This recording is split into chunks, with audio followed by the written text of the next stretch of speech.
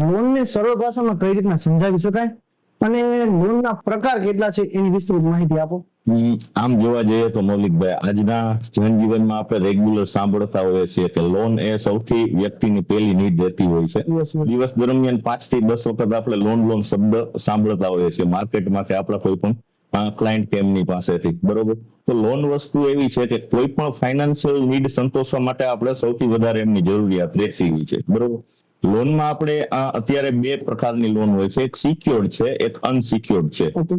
જેમ કે secured loan એટલે કે એવી લોન કે આપણે જોઈએ તો હોમ લોન છે, મોર્ગેજ લોન છે, ઓટો લોન છે, ગોલ્ડ લોન છે, એ બધીને આપણે સિક્યોર્ડ લોનમાં કહી શકીએ. જ્યારે અનસિક્યોર્ડ લોન છે જે કોઈ સિક્યુરિટી વિધાઉટ સિક્યુરિટી, Okay. જેમ કે એમાં કોઈ આપણે સિક્યુરિટી સામે આપવાની થતી નથી, પ્રોપર્ટી કે એવું કઈ. એમાં ઓનલી ને ઓનલી ફાઇનાન્શિયલ ડોક્યુમેન્ટ અને બિઝનેસ કઈ રીતનો છે એ બધા ડોક્યુમેન્ટ આપીને આપણે આગળ વધતા હોઈએ છીએ.